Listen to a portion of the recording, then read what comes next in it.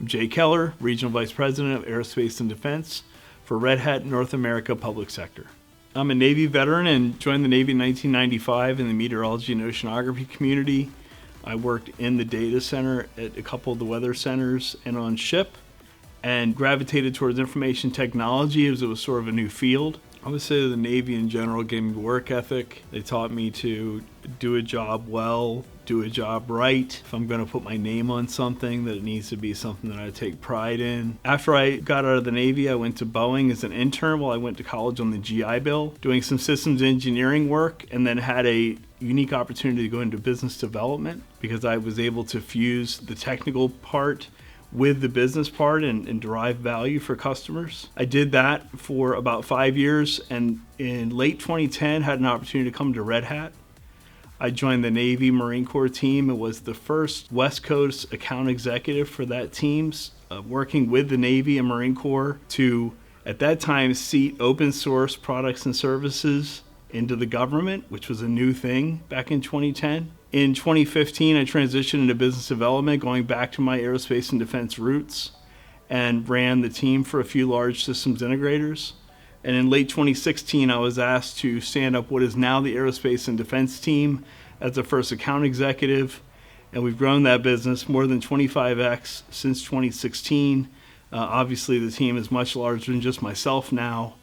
And we continue to serve the aerospace and defense customers to this day. We try to create an environment of winning. We put in the energy and effort into the team, and it just makes for a good place to work. Our customers we're lucky to have. They are highly intelligent, highly skilled. Not to say that all customers aren't, but ours are just a special breed of people that really get the technology and push the envelope with us.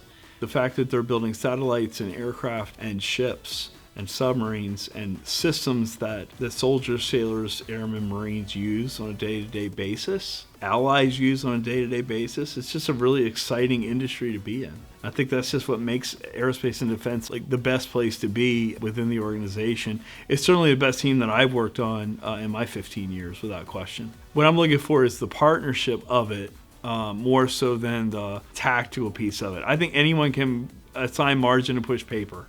Right? That is not the challenge. The challenge is the demand creation and the cradle to grave sort of things that happen in the business, and that's what I demand from the channel. I look at the VARs as just an extension of our sales team as well. The better ones, like Fierce, answer the phone, they're responsive, they follow up, they understand our business, you understand what we do. That makes our account executives' lives more easy to execute, and also it makes our business grow faster. So there are two categories, I'd say, of capabilities that are in high demand in the aerospace and defense sector today. Both of them have an internal usage implication and an external implication. The first of those is around automation. As the aerospace and defense industry has a labor shortage issue, and combined with the fact that many of their employees can retire at will, they have to start to focus on automation as a capability so that they're not spending a lot of time and resources on repeatable tasks. So that's the first area that we see a high demand in the aerospace and defense industry. The second part is around artificial intelligence.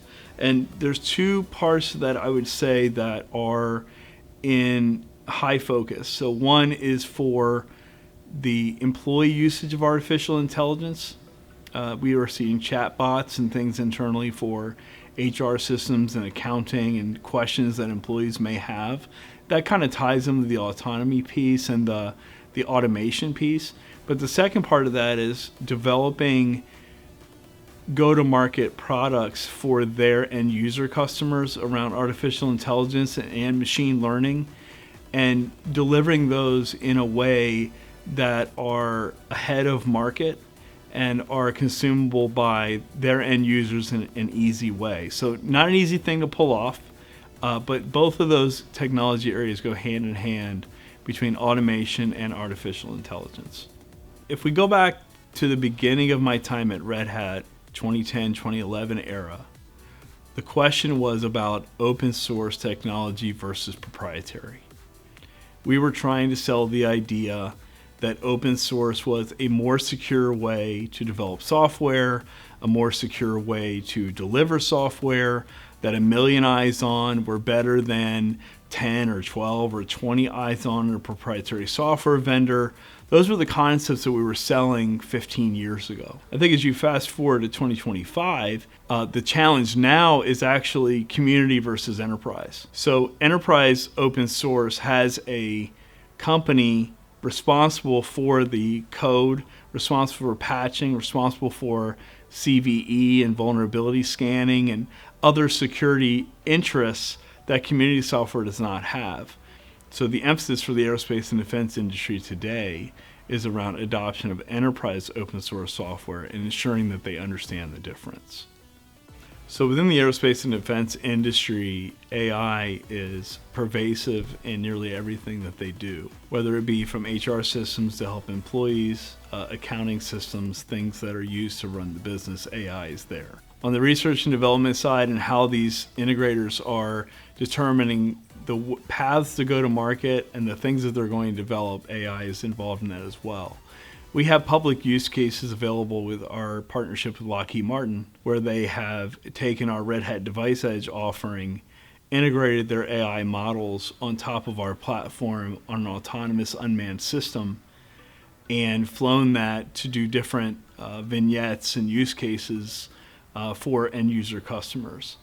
And additionally, they've used our software to work with the Forestry Service to do autonomous systems for forest firefighting on those aircraft as well. So there's a lot of use cases for AI, both in the corporate level and for the end users, for these aerospace and defense industry partners to deliver capabilities.